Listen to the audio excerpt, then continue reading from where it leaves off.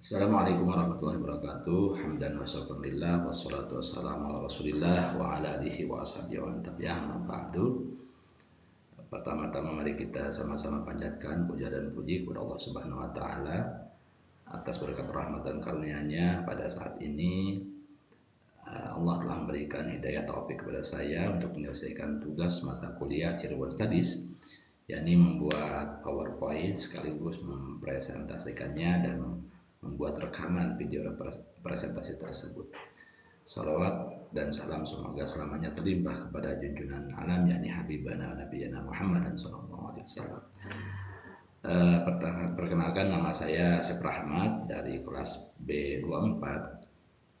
Pada saat ini saya akan menjelaskan tentang sistem kebudayaan Cirebon, menggali tradisi serta ritus keagamaan. Ucapkan terima kasih kepada dosen pembimbing Bapak Heru Prayoga yang telah memberikan bimbingan kepada saya pada semester 3 ini. Baik, saya akan mulai presentasi ini. Pertama, kita mengenal Cirebon. Cirebon adalah daerah yang kaya akan sejarah, budaya, dan tradisi yang Islami. Pengaruh ajaran Islam yang terintegrasi dengan tradisi lokal. Cirebon sebagai daerah yang kaya akan budaya dan tradisi memiliki sistem kebudayaan yang unik dan beragam.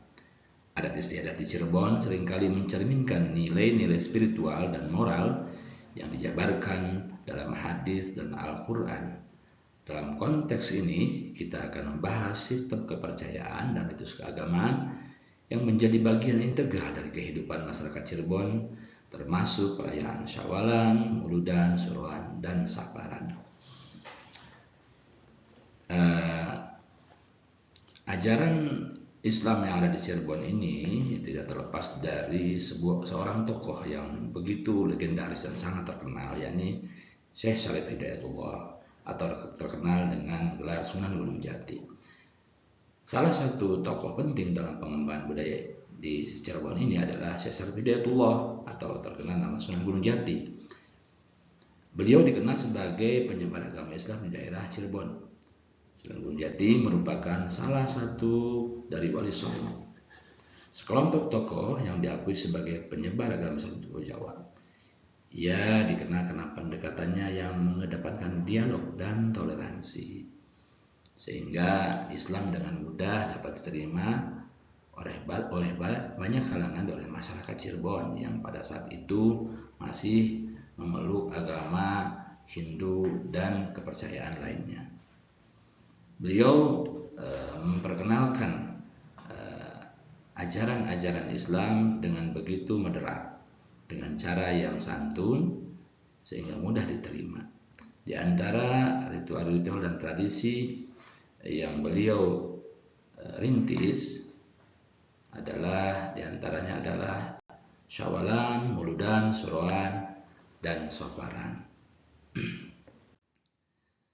Kita bahas satu persatu ya. Pertama, Syawalan. Tradisi Syawalan adalah sebuah upacara komunal yang tumbuh dari nilai-nilai Islam dengan kentalnya nuansa budaya Cirebon. Meskipun tidak ada catatan tertulis yang mengungkapkan awal mula tradisi ini, namun ia terus berlangsung secara turun-temurun melalui lisan, mengikuti aturan yang diturunkan oleh para leluhur. Tradisi Syawalan ini terjadi pada tanggal 7 Syawal dalam kalender Islam, yang merupakan tanda berakhirnya puasa sunnah pada bulan Syawal. Jadi kan seperti kita ketahui ya, dalam agama Islam disunahkan menurut sebagian ulama setelah selesai Idul Fitri puasa 6 hari. Ya, berarti dari tanggal 2 Syawal 2, 3, 4, 5, 6, 7. Nah, berarti tanggal 8-nya itu disebutnya Lebaran Syawal kalau untuk sebagian orang tua ya. Nah, di sini terkenal juga disebut Gerbagi Syawal ya. Jadi Gerbagi Syawal itu sebutan lain untuk acara ini, merupakan momen yang dihadiri oleh pihak kerabat keraton Cirebon dan juga warga setempat. Selain itu, masyarakat juga turut serta dalam acara ini dengan melakukan ziarah ke makam Sunan Gunung Jati, menambah kekayaan tradisi dan kearifan lokal Cirebon. Tradisi syawalan berlangsung di komplek makam Sunan Gunung Jati yang terletak di Desa Astana, Kecamatan Gunung Jati, Kabupaten Cirebon, Jawa Barat. Nah, lokasi ini juga dikenal dengan nama Kompleks Makam Gunung Sembung. Nah, jadi acara syawalan itu dipusatkan di Kompleks Makam Sunan Gunung Jati. Selanjutnya, apa saja kegiatan utama pada acara syawalan tersebut? Yang pertama, ziarah makam Sunan Gunung Jati. Jadi masyarakat Cirebon, juga masyarakat dari luar Cirebon berbondong-bondong untuk mengalap berkah dengan berziarah ke makam Sunan Gunung Jati dan makam-makam yang lainnya di sekitar komplek pemakaman tersebut. Kemudian ada juga acara doa bersama yang dipimpin oleh Sultan Cirebon. Setelah itu juga ada tradisi curak atau saweran. Jadi hitung-hitung sedekah ya. Curak atau saweran ini orang-orang yang diberi kelebihan rezeki memberikan saweran kepada masyarakat setempat di situ, kepada orang-orang yang kurang mampu mungkin ya. Yang kemudian ada juga tradisi mandi 7 sumur. Ya, mandi 7 sumur di sini melambangkan proses pembersihan diri ya, supaya jiwa dan badan kita lebih bersih, supaya lebih berkah lagi, karena dosa-dosa yang kita miliki itu bisa menghambat kesuksesan kita. Nah, di 7 sumur ini dipercaya ya, dengan mandi 7 sumur ini bisa membuang sial. Nama-nama 7 sumur ini juga terkenal ya. Semua sumur ini ada di kompleks Sunan Gunung Jati. Pertama, sumur Jati Mulia. Nah, siapa yang mandi di sini dipercaya bisa mendapat kemuliaan. Kemudian sumur Kasepuhan, sumur Kanoman, sumur Kamulian, sumur Jalatunda, sumur Tegang Pati, dan sumur Kejayaan. Ya, ketujuh sumur ini sekali lagi berada di kompleks pemakaman Sunan Gunung Jati. Dan ada lagi Gerebek Syawal. Gerebek Syawal ini peristiwanya ada di tanggal 8 ya, Gerebek Syawal ini. Karena hitung-hitung Lebaran bagi orang-orang yang telah melakukan 6 hari puasa Syawal atau nyawalan. Selanjutnya, di antara tradisi dan ritus keagamaan di Cirebon adalah istilah muludan. Ya. Muludan adalah sebuah tradisi unik yang berkembang di tengah masyarakat Cirebon. Tradisi ini dilakukan dalam rangka memperingati kelahiran Nabi Muhammad SAW. Biasanya tradisi ini dirayakan sepanjang bulan Rabiul Awal, atau masyarakat Cirebon lebih mengenalnya dengan nama Mulud. Nah, jadi asli nama bulannya Rabiul Awal, tapi terkenal dengan nama Mulud. Mungkin Mulud itu kan dari kata maulid ya, yang diartikan waktu lahir atau waktu kelahiran. Nah, selain itu di lingkungan keraton ada beberapa tradisi yang berkaitan erat dengan muludan. Yang pertama, panjang jimat. Panjang jimat merupakan simbolisasi proses kelahiran Nabi Muhammad SAW yang diselenggarakan di Keraton Kasepuhan, Kanoman, dan Kacirebonan. Tradisi ini dikenal juga sebagai Pelal Ageng atau malam keutamaan. Tradisi Pelal Ageng, panjang jimat, merupakan puncak dalam rangkaian peringatan Maulid Nabi Muhammad SAW. Kemudian yang kedua ada siraman panjang, yaitu proses pencucian pusaka yang berlangsung pada tanggal 5 Maulud. Pusaka yang dicuci adalah perabotan keramik berkaligrafi meliputi 9 piring tapsi dan 40 piring pengiring, serta 2 guci dan 2 gelas. Air bekas siraman dipercaya memberikan berkah. Jadi masyarakat yang hadir di situ akan berusaha untuk mengambil air bekas siraman karena mereka percaya air bekas siraman tersebut membawa berkah. Kemudian ada lagi tradisi nyiram gong sekaten. Gong sekaten ya, gong sekaten itu dari asal kata bahasa Arab syahadatain ya. Nah, dulu Sunan Gunung Jati menggelar sebuah gamelan untuk mengundang masyarakat menonton gamelan tersebut. Siapa saja yang ingin menonton maka harus bayar dengan tiket. Nah, tiketnya bukan dengan uang, tapi tiketnya dengan syahadatain atau pada waktu itu disebutnya dengan sekaten. Nah, nyiram gong sekaten adalah ritual pencucian gamelan sekaten di Keraton Kanoman. Air bekas cucian gamelan dipercaya membawa kesehatan dan hasil panen yang melimpah. Jadi air bekas mencuci gamelan sekaten tersebut, masyarakat percaya bisa membawa kesehatan, dan ketika disiramkan ke tumbuh-tumbuhan, ke sawah, ke kebun, itu akan memberkahi tumbuhan tersebut sehingga hasil panennya melimpah ruah. Kemudian ada juga tradisi bukasam. Ya, bukasam itu proses fermentasi ikan khusus untuk merayakan Maulid. Jadi itu ada tata cara khusus untuk membumbui ikan. Ya. Membumbui ikan. Nah, ikan yang telah dibumbui nanti itu akan dibuka dan dimasak untuk perayaan hari Maulid Nabi Muhammad SAW tanggal 12 Rabiul Awal. Nah, yang terakhir yaitu membuat nasi jimat. Nah, nasi jimat itu menurut salah satu referensi luar biasa ya tata cara bikinnya, tidak sembarangan. Jimat itu nasi yang sejak masih gabah dikupas satu-satu. Jadi bukan digiling dengan penggilingan atau kalau bahasa Sunda bilang ditutup, tapi dikupas satu-satu dengan membaca sholawat. Jadi satu padi dikupas satu sholawat, luar biasa ya. Unik-unik juga ya tradisi Cirebon itu. Tapi kalau kita lihat dan kita renungi, semuanya diarahkan untuk melihat Allah Subhanahu Wa Taala dan mengagungkan Rasulullah Shallallahu Alaihi Wasallam. Ya karena memang pencetusnya seorang ulama, seorang wali. Kemudian ada juga tradisi suruhan ya, suruhan. Apa suruhan itu? Ini banyak referensi ya. Ada yang mengatakan suruh itu berasal dari kata bahasa Jawa Kawi yang artinya raksasa. Ada yang mengartikan itu dari bahasa Sanskerta yang artinya dewa atau dewi.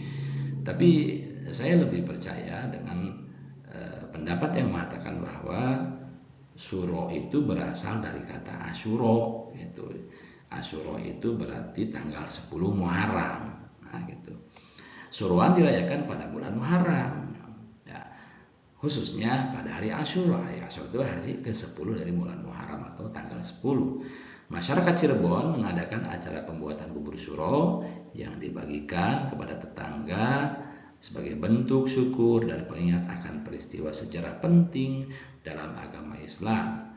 Tradisi ini juga melibatkan refleksi spiritual dan pengingat akan perjuangan para nabi. Jadi unik ya. Nah, apa saja yang biasanya diadakan pada acara suruhan tersebut? Pertama, bubur suro ya. Masyarakat beramai-ramai membuat bubur suro. Bubur suro itu bubur dengan beragam lauk pauk di atasnya, ditempatkan dalam wadah daun pisang berbentuk perahu sebagai simbolisasi perahu Nabi Nuh yang menyelamatkan umat manusia dari banjir bandang. Nah, yang kedua ada pembacaan Baban Cirebon. Baban Cirebon merupakan sebuah naskah kuno carita Purwaka Caruban Nagari. Jadi membahas tentang cerita asal mula adanya negeri Cirebon atau daerah Cirebon. Dan ketiga ada tradisi menziarahi makam para leluhur. Juga ada tradisi ngisis.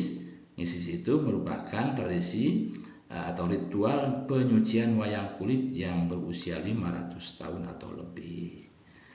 Dan yang keempat ada tradisi pawai obor. Selanjutnya kita hubungkan dengan keterangan dalam agama Islam ya. Peristiwa apa saja yang terjadi pada hari Asyura sehingga begitu pentingnya dan begitu hebatnya hari Asyura tersebut. Pertama, diterimanya taubat Nabi Adam alaihissalam setelah diturunkan dari surga. Yang kedua, diturunkannya Nabi Nuh alaihissalam dari kapal setelah sekian lama terkena banjir bandang. Kemudian yang ketiga, diselamatkannya Nabi Ibrahim alaihissalam dari api Raja Namrud. Kalau dalam Al-Quran dikatakan, Allah Subhanahu wa taala berfirman, "Ya nar kuni bardan wa salaman ala Ibrahim." Hai api, jadilah engkau keselamatan bagi Ibrahim. Jadilah engkau dingin dan jadilah engkau keselamatan bagi Nabi Ibrahim.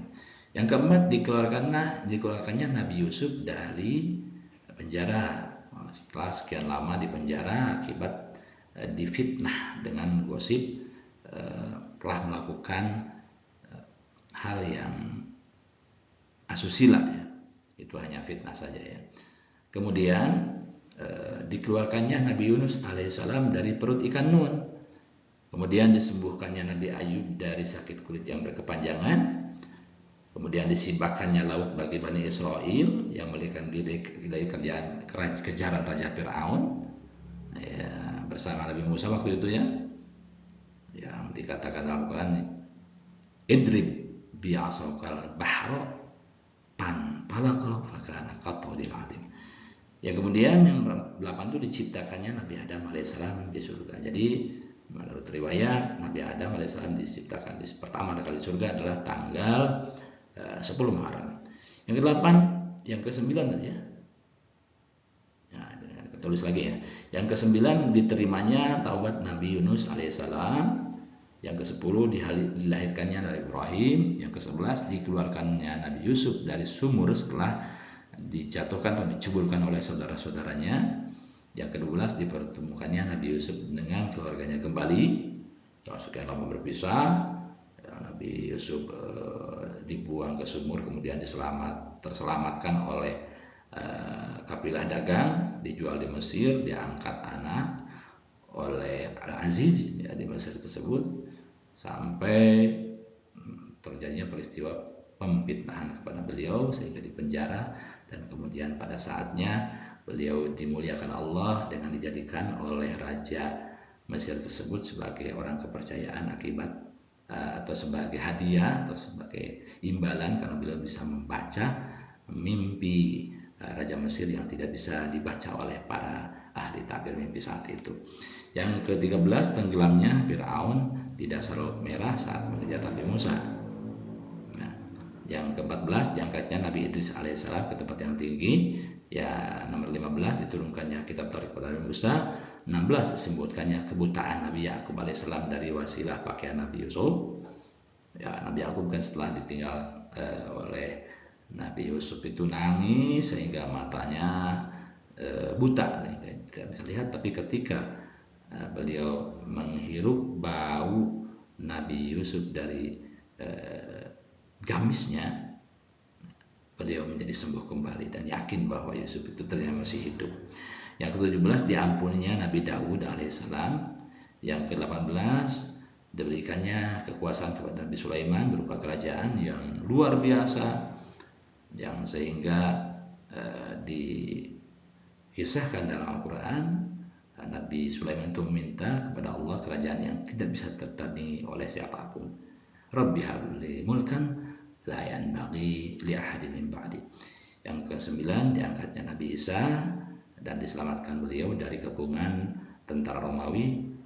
Dan yang terakhir, diampuninya kesalahan umat Nabi Muhammad setelah Nabi Muhammad dilahirkan. Selanjutnya, terakhir itu tradisi saparan ya. Saparan. Nah, apa saja yang terjadi di bulan Sapar itu, atau apa saja tradisi orang-orang Cirebon ketika terjadi ketika datang bulan Sapar. Mohon maaf ini ada kesalahan, ada typo di sini ya, ada kesalahan ketik. Seharusnya ini bukan menjelaskan surah tapi saparannya. Maaf, ini ada kesalahan sedikit. Orang-orang Cirebon di bulan Sapar itu punya tradisi, diantaranya ada 4 di sini. Pertama, ngapem ya. Ngapem itu artinya membuat apem berarti ya. Ngapem berasal dari kata apem yang merujuk pada kue tradisional yang terbuat dari tepung, beras, dan ragi. Kue ini biasanya dibagikan kepada tetangga kerabat dan masyarakat sekitar sebagai ungkapan syukur dan sedekah. Kenapa? Ya untuk tolak bala ya, karena Sapar dipercaya di bulan Sapar Allah menurunkan berbagai macam bala. Yang kedua, ngirap. Ngirap berasal dari kata ngirapi yang berarti menyucikan atau membersihkan diri. Tradisi ini berkaitan dengan proses taubat, di mana masyarakat berusaha untuk menyucikan diri dari segala dosa dan kesalahan. Kemudian ada Rebo Wekasan. Rebo Wekasan, Rebo artinya hari Rebo, Wekasan artinya terakhir ya. Rebo Wekasan berasal dari kata Rebo yang berarti Rabu dan Wekasan yang berarti terakhir. Jadi Rebo Wekasan merujuk pada Rabu terakhir di bulan Sapar. Tradisi ini dianggap sebagai momen yang penting untuk memohon perlindungan dari segala bentuk ujian dan cobaan yang diyakini akan datang pada bulan Sapar. Ini di antara orang-orang Muslim itu juga percaya, karena ada ulama yang menjelaskan bahwa Allah Subhanahu wa taala menurunkan bala untuk 1 tahun itu di hari Rabu terakhir. Sehingga di tempat kami juga ada kebiasaan habis maghrib langsung baca Yasinan 3 kali, kemudian berdoa kepada Allah untuk supaya terhindar dari berbagai macam bala. Selanjutnya ada yang disebut tawurji. Tawurji itu berasal dari kata tawur yang berarti menabur dan haji yang berarti orang mampu atau tuan haji. Ya, tradisi ini merupakan bentuk syukur ya kepada Allah Subhanahu wa taala dengan bersedekah untuk supaya Allah Subhanahu wa taala menolak berbagai macam mara bahaya. Karena orang Islam yakin dengan apa yang dikatakan Nabi, as-shadaqatu tanfaul bala, bahwa sedekah itu bisa menolak bala. Mungkin itu saja yang bisa kami sampaikan dan kami presentasikan pada kesempatan saat ini. Mudah-mudahan Allah Subhanahu wa taala memberikan manfaat kepada presentasi ini untuk kita semua. Saya ucapkan terima kasih. Wallahul muwaffiq ila aqwamit thoriq. Wassalamualaikum warahmatullahi wabarakatuh.